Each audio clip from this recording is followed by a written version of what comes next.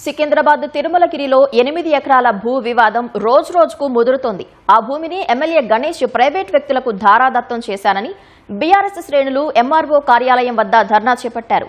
BRS కార్యకర్తలు ఆఫీసులోకి దూసుకెళ్లేందుకు ప్రయత్నించగా పోలీసులు వారిని నిలువరించి పరిస్థితిని అదుపులోకి తీసుకొచ్చారు. ప్రభుత్వ భూములను పరిరక్షించాల్సిన రెవెన్యూ అధికారులే వాటిని ప్రైవేట్ వ్యక్తులకు అప్పగిస్తున్నారని బీఆర్ఎస్ నేత క్రిషాంక్ ఆరోపించారు. ఈ వ్యవహారంలో ఎమ్మెల్యే శ్రీ గణేష్ హస్తం ఉందన్నారు.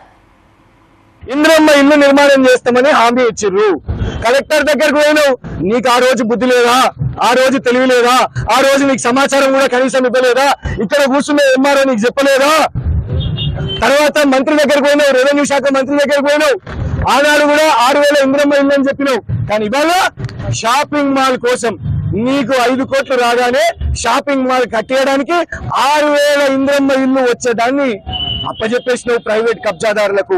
ఇవాళ మేము ఎంఆర్ఓ గారిని ఒకటే అడుగుతున్నాం, అయ్యా మీరు దయచేసి కోర్టుకు పోండి.